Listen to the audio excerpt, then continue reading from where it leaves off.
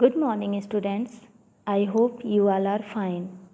I am your EVS teacher, Miss Chandni, and I hope you all are utilizing your precious time for watching the videos and preparing your lessons too. So, my dear students, today I am going to start chapter 7, that is aquatic life. Before starting the chapter, just have a look on the contents that we are going to cover in this chapter. Aquatic plants, types of aquatic plants, aquatic animals, adaptations in aquatic animals, mosquitoes and diseases, symptoms and diagnosis, prevention and control. Children, as you already know that all organisms, whether plants or animals, they have to adjust themselves to their surroundings in order to survive. They should be able to get food and protect themselves from danger. This process of adjustment is called adaptation. I think you all are familiar with the word adaptation from your earlier classes.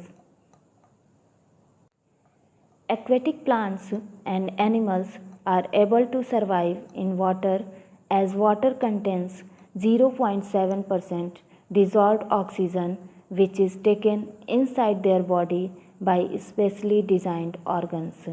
So, first topic is that aquatic plants.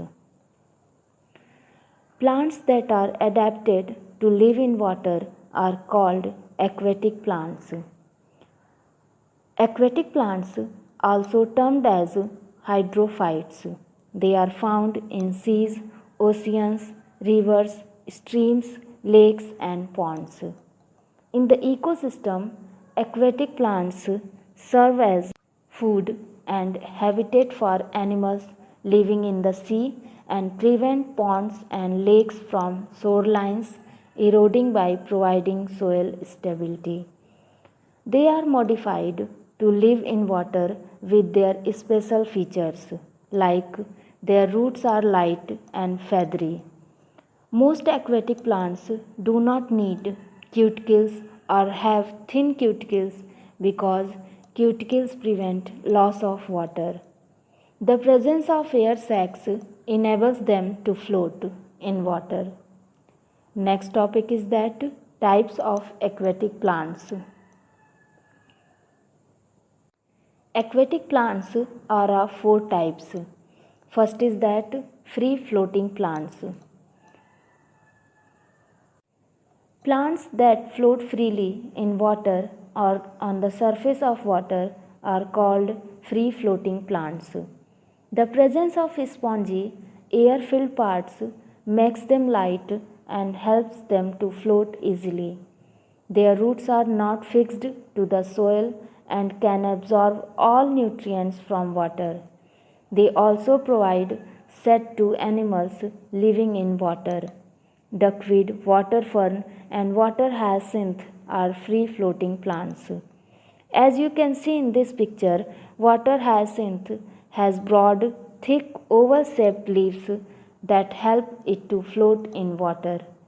It also has long and spongy stalks and feather like roots. Next is that rooted floating plants. The roots of some plants are fixed in the soil, but their leaves float on the surface of water are called rooted floating plants. The stems of these plants are hollow and supple, which help them to move with the water current and protect the plant from damage. Their leaves are flat and broad. The examples of rooted floating plants are lotus and water lily. Next is that submerged plants. Submerged plants grow underwater and their roots are fixed in the soil. They have narrow needle-like leaves that allow the water currents to flow through them without causing damage to the leaves. They absorb carbon dioxide and keep the water clean. Vallisneria, hydrilla, and eelgrass are examples of submerged plants. Next is that emergent plants. These plants grow along the banks of ponds or lakes. They have long, narrow leaves that extend out of the water, while the lower part of these plants remains underwater. The narrow leaves help them to bend easily and prevent them from breaking when there is strong wind or waves. Bulrus and arum lily are emergent plants. Some of aquatic plants like weeds, they are rapidly grow and often cover the surface of water bodies, thus preventing sunlight from reaching the plants underwater. Weeds absorb all nutrients from water and are also a major cause of pollution. Therefore, it is necessary to check and control their growth. Next topic is that aquatic animals. Aquatic animals live in water for most or all of its lifetime. There are a vast variety of aquatic animals with unique characteristics. They live with salt water like the oceans or in fresh water like the rivers, lakes, and ponds. Animals such as walrus and sea lions live in water but come to land to breed and to take rest. They are called semi aquatic animals. Animals such as newts, salamanders, and frogs live both in water and on land, but they lay their eggs in water. They are called amphibians. Snails and starfish are found deep in water, whereas dragonflies and pond scatters are found on the surface of water.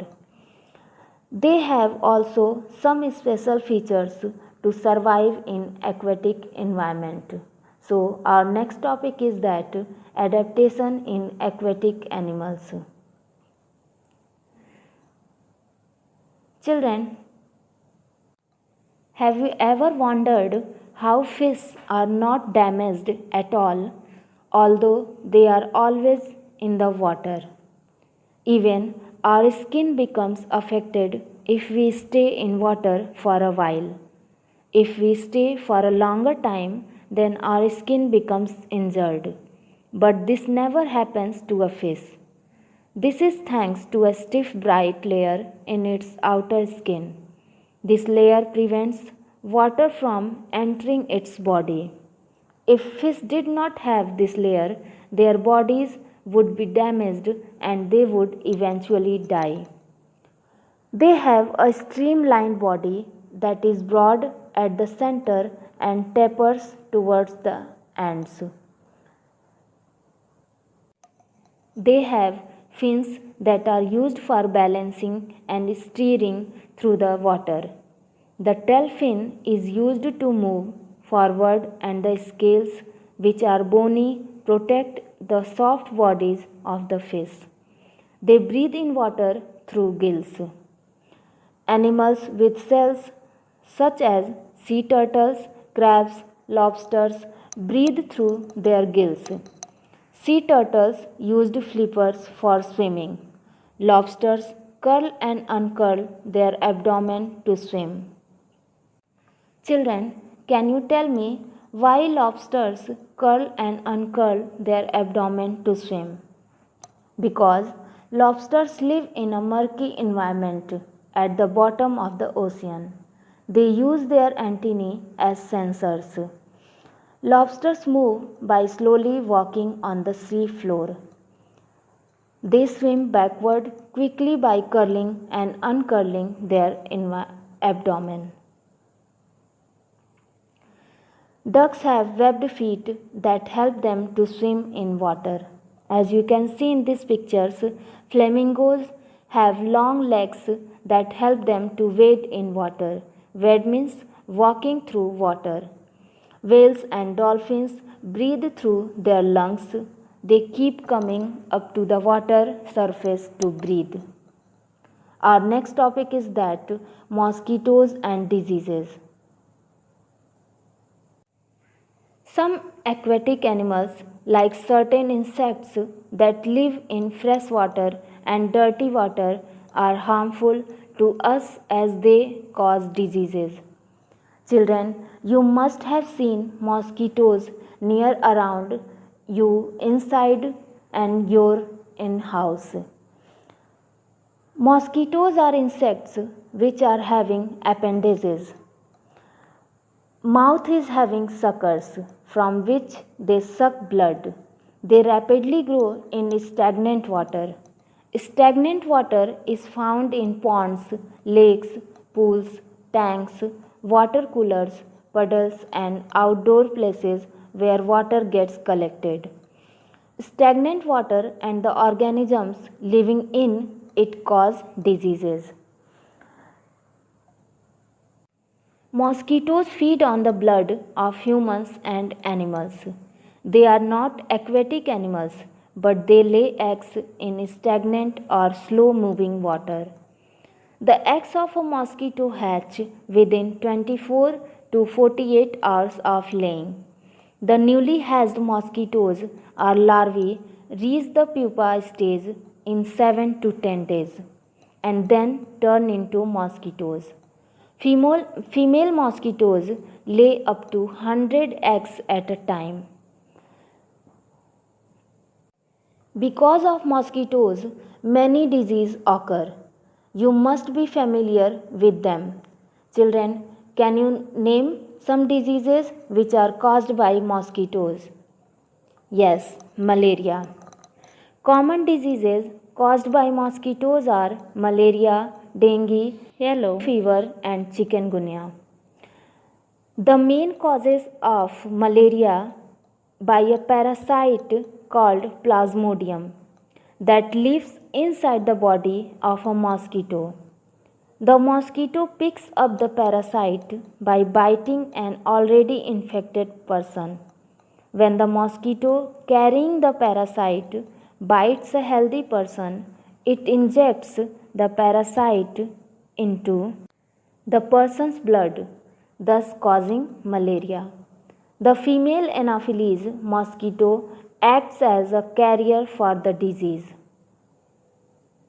Children, what are the symptoms you will find in a person if he or she is suffering from these diseases? Let's see the chart.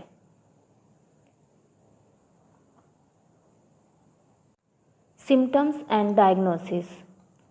What is diagnosis?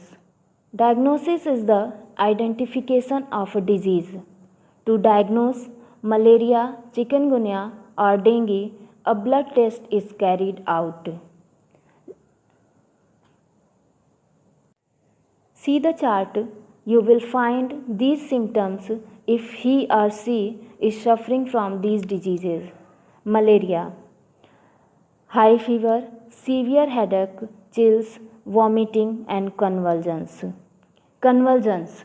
A convulsion is a medical condition where body muscles contract and relax rapidly and repeatedly, resulting in uncontrolled actions of the body. In dengue, high fever, severe headache, muscle ache, joint pain and rashes, vomiting and nausea. In chikungunya, high fevers and chills, pain in the abdomen, pain in the eyes, pain in the joints and pain in the muscles, headache, skin rash. A person showing such symptoms must be taken to a doctor. A medicine from the cinchona plant known as quinine is used to treat malaria. Malaria may be treated with anti-malarial drugs which can be given orally or through an injection. Next topic is that prevention and control. These are the following preventive measures can control the spread of diseases caused by mosquitoes. We can prevent and control these diseases from following measures. First is that wear clothes that cover your entire body while sleeping. Wear screens on windows, Prevent mosquitoes from entering the house. Use a mosquito net while sleeping. Apply chemical or oil based mosquito repellent to protect yourself from mosquito bites. Eliminate any stagnant water sources in or around the neighborhood with the help of municipality workers. Old tires, buckets, ceramic pots, and other containers that collect rainwater should be disposed of.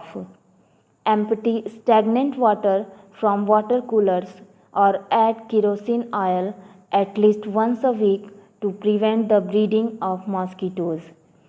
In emergency situations, local health authorities may carry out fogging or spraying to kill mosquitoes breeding in an area. So, we must keep our surroundings clean to avoid diseases caused by mosquitoes or any insects. So, children, I think you all have understood about the topic of aquatic life. So, it's time for some homework. Difficult words: submerged, emergent, supple, adaptations, salamanders, wade, chikungunya, plasmodium, amphibians, convulsions. You have to write 2 times in your copy and learn it. And there are 2 questions. You have to find the answers and you have to write in your copy. How does water pollution affect aquatic life, and what are weeds? Explain with examples. Thank you to all children.